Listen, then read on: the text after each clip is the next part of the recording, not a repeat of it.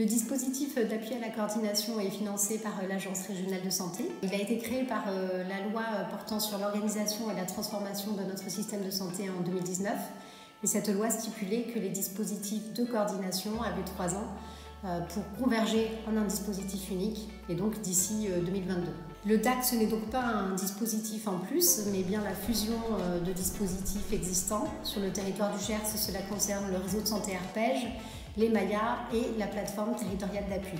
Nous appuyons tout professionnel sanitaire, social ou médico-social dans les parcours de santé complexes, sans critères liés à l'âge, la pathologie ou le handicap.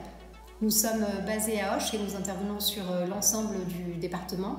L'association est pilotée par un conseil d'administration composé de 25 représentants du territoire. Elle compte également une équipe salariée de 18 personnes qui œuvrent pour réaliser ces missions. Nous avons 2 grandes missions qui vont structurer notre activité. La première mission, c'est une mission d'animation territoriale.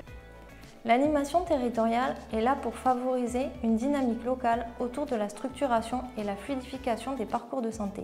Concrètement, l'animation territoriale est là pour mettre en lien les acteurs et favoriser l'interconnaissance des professionnels, des structures ou des dispositifs locaux. L'animation territoriale est là pour favoriser la lisibilité de l'offre en mettant en place notamment des annuaires ou des cartographies spécifiques. L'animation territoriale développe aussi un observatoire des ruptures qui a pour but de mettre en lumière les problématiques du territoire et de faire des retours aux professionnels ou aux tutelles. L'animation territoriale aussi vient en appui aux professionnels sur des projets de santé concrets.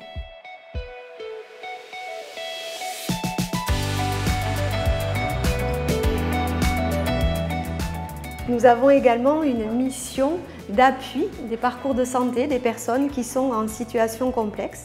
L'appui peut prendre plusieurs formes. On peut tout d'abord informer, orienter les professionnels. Le dispositif d'appui à la coordination a pour mission d'informer et orienter les professionnels. C'est un guichet unique. Ce n'est pas toujours évident pour les professionnels de s'y retrouver. Il y a plusieurs types d'appels. L'appel qui est ciblé type demande d'infos. Par exemple, quel service de portage des repas je peux solliciter sur ce secteur. Ensuite, il y a l'appel qui demande une analyse plus rapide pour orienter vers les ressources existantes. C'est l'appel où l'on connaît la réponse à donner ou bien on va la rechercher dans nos propres ressources.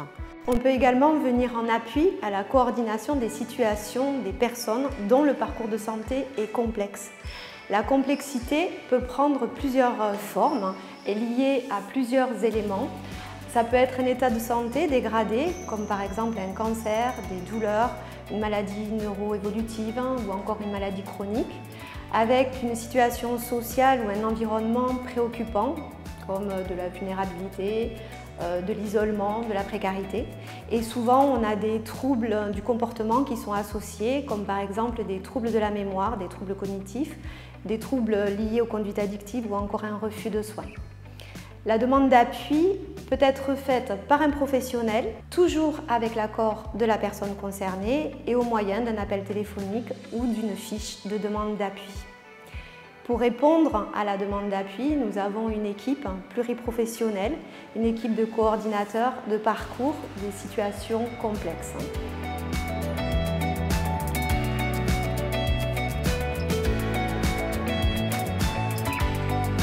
Nous sommes une équipe de coordonnateurs de parcours en santé répartis sur tout le département du Gers avec un territoire défini. Nous intervenons selon 3 niveaux d'intensité. Le premier niveau est celui de l'appui ponctuel en qualité de personne ressource aux professionnels et aux aidants. Par exemple, M. G, 78 ans, Alzheimer diagnostiqué, troubles du comportement associés. Il a été question de travailler la fiabilité du maintien à domicile et au final, nous avons procédé à une prise en charge en EHPAD puisque l'aidant principal qui était sa épouse était épuisé d'une manière très inquiétante. Le deuxième niveau d'intervention ciblée à moyen terme, par exemple M. C, âgé de 96 ans, avec une forte problématique psychiatrique pour lequel il n'y avait pas de médecin traitant, pas de traitement et un refus d'intervention d'aide à domicile. Il a été question de remettre effectivement un suivi médicalisé à travers l'équipe mobile psychiatrie précarité et travailler la question d'intervention à domicile. Aujourd'hui, nous sommes à 3 heures d'intervention hebdomadaire. Le troisième niveau d'intervention est une intervention au long cours avec une évaluation multidimensionnelle de la situation de la personne et qui va viser à assurer son maintien à domicile, à faciliter la coordination des aides et des soins, à soutenir et renforcer si nécessaire les interventions des professionnels autour d'elle et enfin à faciliter le lien ville-hôpital lors d'une hospitalisation par exemple. En exemple, j'accompagne Monsieur D, qui est âgé d'une 50aine d'années, qui souffre d'une addiction générant des troubles de la mémoire. Il a un fort sentiment de tristesse. J'ai donc dans un premier temps repris avec lui son parcours de soins, en l'accompagnant effectivement sur sa consultation médicale auprès de son médecin traitant. Je solliciterai du coup l'équipe spécialisée mémoire pour une intervention à domicile. Enfin, à la demande de monsieur et très rapidement, pour rompre son isolement, je solliciterai un service d'aide à domicile pour l'aider à faire ses courses et à reprendre pied dans la vie sociale. À long terme, il s'agira de poursuivre le travail engagé sur son parcours de soins et de stabiliser les aides mises en place auprès de lui. L'équipe pluriprofessionnelle accompagne également les personnes qui sont en situation de soins palliatifs.